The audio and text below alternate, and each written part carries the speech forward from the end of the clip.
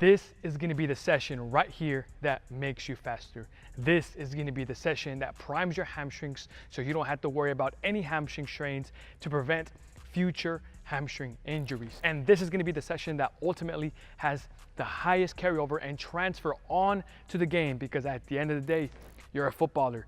You're doing all this training so you can play better, so you can be faster, and so you can make a difference out on the pitch. And we know that speed kills. Speed makes a difference. And so what I'm gonna be doing today, I'm gonna be taking you through a full in-depth warm-up, how to actually warm up for speed sessions, and actually how to warm up for your matches as well. This is something you can definitely apply. And then of course, I'm gonna be taking you through a very, very simple yet effective way so you can get faster, so you can start applying this and again start making a difference out on the pitch. So without further ado, let's get straight into the video. Yeah, top of the morning, I know that you thought I was dormant. Woke up early from shots that was swarming the block. Hi guys, what's up? Coach Abraham checking in with Arma Strength and Conditioning. Like I said, we're gonna start off this warm-up with the lower intensity movements, the dynamic stretches, movement preparation, which is one of the biggest things that footballers miss, and that's gonna be one of the best things, and I'm excited to share that with you guys. As you can tell, I have no shoes, and that's how we're gonna start off this warm-up so we can get the feet prepped as well. The first thing we're gonna do is a jog all the way down to a jog right back. The prescribed distance, going into some shuffles.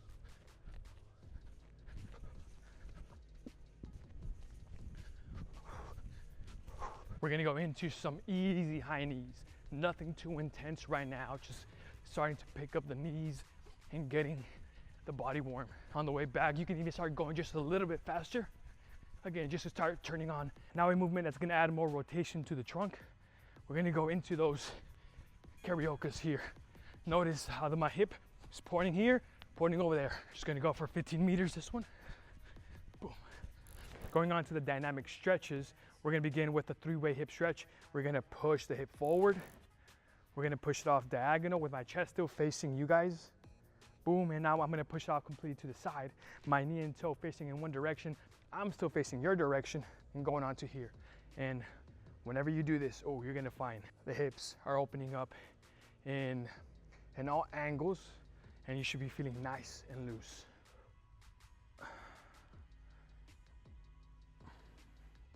We've opened up the hips. We're gonna go on to some hamstring flosses. You've seen this one in many of my videos. Extend and lock out the leg through the stretch on the back of the hamstring. Put your hands behind the knee, and again, just pull that leg. Start off nice and easy, and as you begin to open up and loosen up those muscles, you can begin to pull it more to just increase that intensity. Up next, we're gonna go into another hip stretch. This one is gonna be the hip 90-90, and check out the control of this here. So I've seen many footballers do this right here, and if you're doing this, you're missing out on the potential of what this could be. You're gonna do this. You're gonna open up the knee. You're gonna lift it up as high as you can. Notice this right leg, this right knee is still on the floor. And once I reach my end range, now this whole hip is open. Now the one that's on the floor can come along for the ride. We're gonna go here, stand up into it, get some more stability and control. Now my right knee begins to open up, and now I'm really starting to feel something. I'm telling you, so many people do this one wrong, because a lot of people just follow like what they see on social media and without any like reason, right? Everything here has a purpose. Everything here has a reason, and we can always find a stretch and make it better. And if you find a position or something that feels good for you, do it, right? Because at the end of the day, what you need is gonna be a little bit different than what I need. Half knee quad stretch. I'm gonna go ahead and grab where my laces would be. I'm gonna pull my leg more and really feel that quad stretch. And if you want to get more of a quad stretch, squeeze the glute. Squeeze the glute. Whenever this contracts, this is forced to relax. And if you feel tightness whenever you contract the glute, it means that the quad cannot relax, meaning it is so tight, and you got to just hammer in those stretches. Notice with every stretch, I'm just a little bit dynamic, putting it through a full range of motion, playing around to what feels good for me. Okay, contract the glute.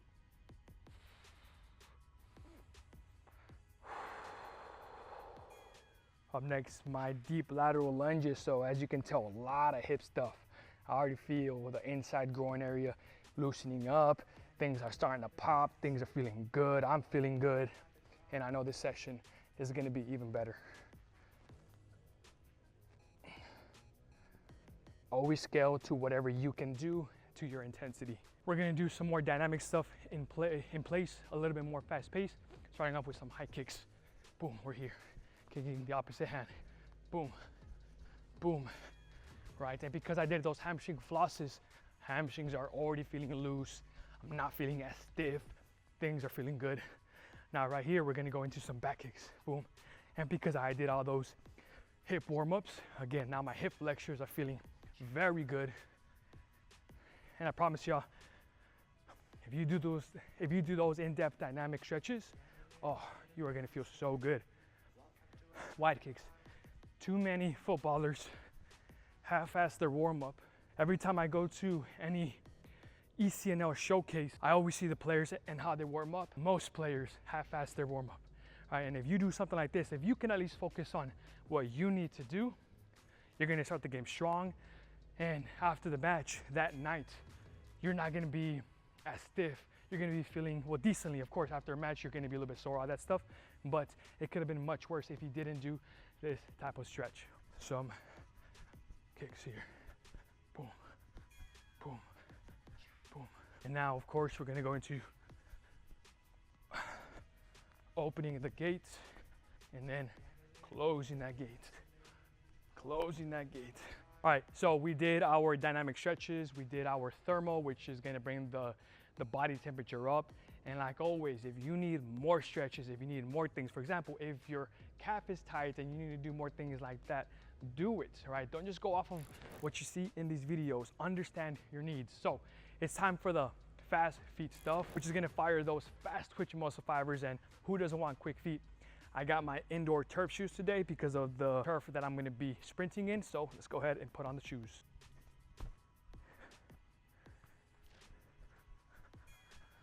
We are ready to go. All right, guys, gonna go on to the fast feet work. The first thing that we're gonna do is I'm gonna draw an invisible line. Luckily in this turf, I kind of have a line right here, and I'm just gonna go forward and back, forward and back. I'm gonna drive my arms as fast as I can, and again, as fast as I can, coordinated. Be smooth about it. Ready? In 3, 2, 1, and go. 1, 2, 3, 4, 5, 6, 7. Boom. Up next, we're gonna go on to 2 feet staying together. We're gonna keep this nice low position, this athletic stance. We draw that invisible line and we go forward and back. Ready? 3, 2, and go fast. And what you may notice is, like, if you go way too fast, so there was one where I went way too fast. I lost my rhythm. Aim to be smooth, be coordinated, then bring the speed. Third one, now we're gonna go 1 foot. So as you notice, the intensity begins to increase. We go from 2 feet onto 1 foot. And again, start off nice and easy. Once you get some rhythm, speed it up. Ready, 3, 2, 1. Start off nice and easy, and then, oh, and this one is tough. This one is tough. Ooh, this one is tough. Most of y'all are gonna struggle in this one. I'm sure you guys have seen that Elonga video of him performing it where I believe his foot is like elevated. That dude is moving. That dude is fast. The last one, we're gonna go side to side. Here we go. I'm on the weak foot now. Okay, let's go.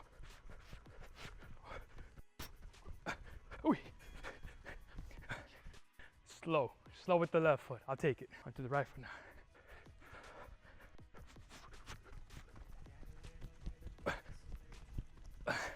If you can master the coordination and the speed, you're set, guys. It means you're fast. If you are finding this video helpful and is someone who wants to do the right weekly routines, wants a new monthly gym and speed plan, and wants to benefit like this person, this person, this person, and this person right here, then tap into my community where you get this and unlimited help from pro performance coaches like myself. It will be the first link in the description below. Going on to the movement preparation portion of this video, this is the area that I talked about where it is very underlooked.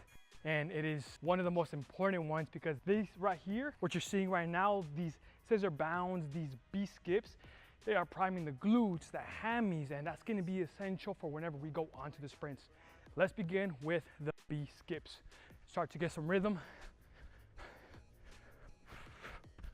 Driving those arms too, as if you're sprinting. Notice I drive the knee up and snap down.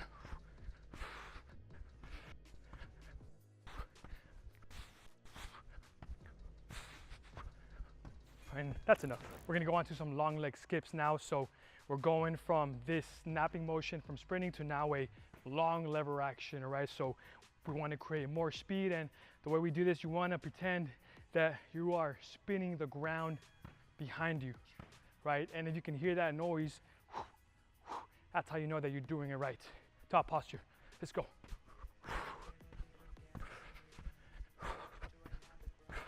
You're gonna get a little bit tired, but I tell you what, this full-on speed session, this is what's gonna get you faster. Up next, guys, we're gonna start going on to some hop, start priming the body even further, especially on that single leg.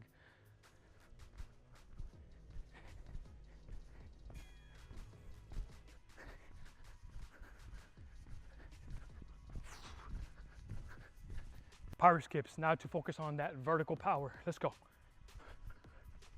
Now we can really start getting some height. Go for some height. We got 2 more exercises, the scissor bounds, 1 short, going more for speed, and then the second one more long, focusing on power and true velocity. All right, so this is gonna be the best ones at the end of this whole warm-up movement prep before we go on to our sprints. Here we go.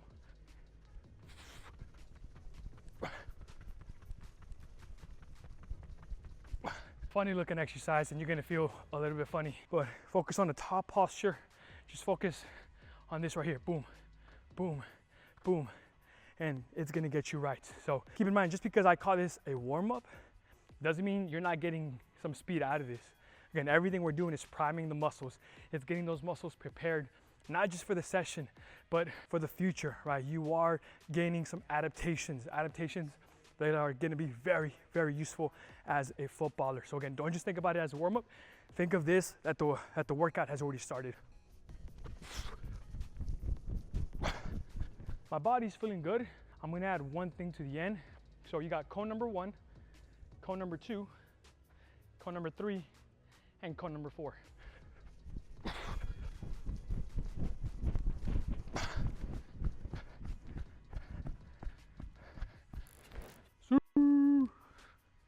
All right, so you guys have seen how long this speed session is, but a true speed session looks something like this, with of course the high intensity sprints that we're about to do.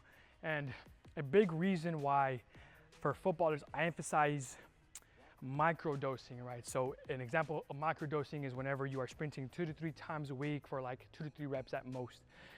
Why I emphasize that is because footballers have a limited amount of time, right? They're doing so many things, individual training, they are doing their team training, they have their matches, they have their recovery. It's a lot of things, and you're not always gonna be able to get a full in-depth speed session like this, all right? But lucky for you, if you have the time, you have this video right here. So we're gonna go on to some face down sprints. First, going on to about 10 to 15 meters. So we're gonna start off with the lower distances, and as we go through this session, we're gonna start increasing the distances so we can just get faster, man. This is what it's all about. So here we go.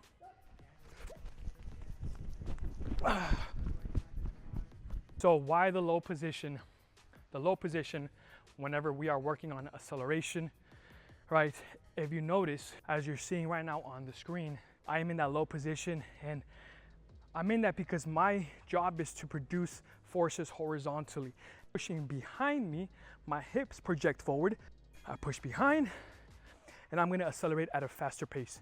This is a big mistake that a lot of footballers do. If you are ever into a sprint and you begin and you chest early on in the right, now you're overworking the hamstrings and you're not truly gonna maximize acceleration to gain and hit your top speed in the fastest way possible. Here's an example of a bad sprint. Obviously, I'm exaggerating, but see how silly it looks, and you get the point. If I'm too tall and I'm trying to gain speed, accelerate, right? I'm not giving my body the opportunity to push behind, right? Notice this mechanic right here. I'm pushing behind horizontally so my hips can project forward into that position. And if I come up too tall, I mean, I can't push, right? I mean, I probably will, but whenever I bring my recovery leg, now it has to do like double the work. And again, this is where those hamstrings come.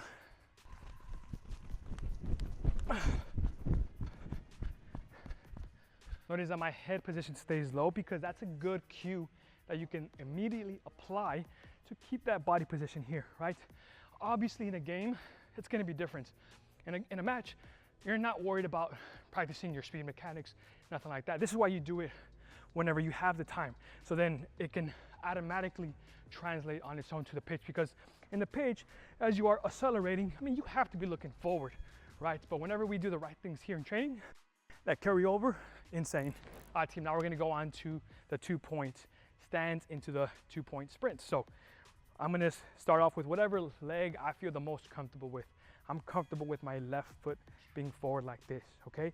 And whenever you do these 2-point sprints, a lot of people think that most of the weight or most of the pushing comes from here, and to an extent, yeah, it does, but the right foot is also gonna give you a big push as well. So do not forget to push that back foot as well. Whenever you go into it, that back foot is gonna help you propel forward. So here we go, guys, 20-meter sprints.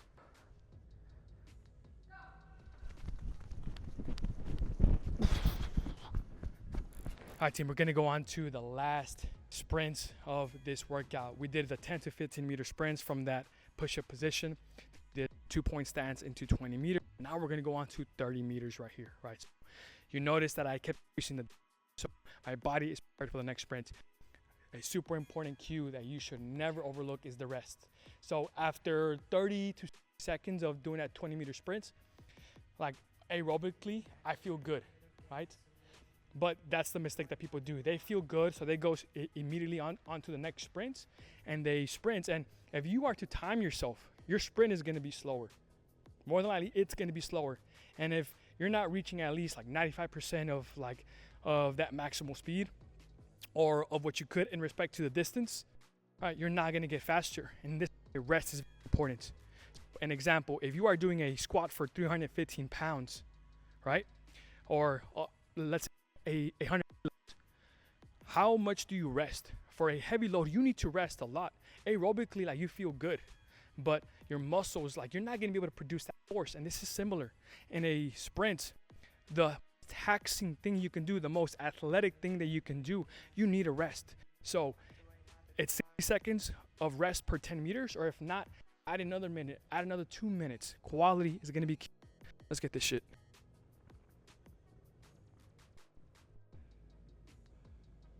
For the making of this video, I did not do all the reps that you see on the screen because I play tomorrow morning and I'm ready to score some bangers.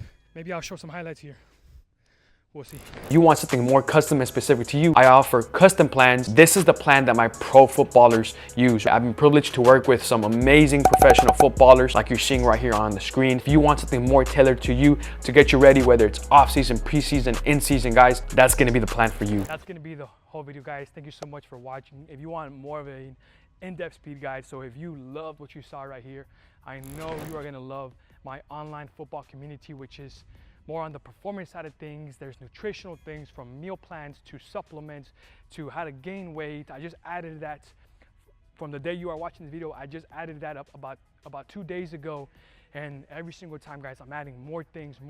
People are eating, people are loving the community, and I know you are going to enjoy it and find so much value. It is something that I wish I had whenever I was a serious and younger footballer. And so you guys have so many things, right? So why not go to a place that you can have everything, a community that supports you.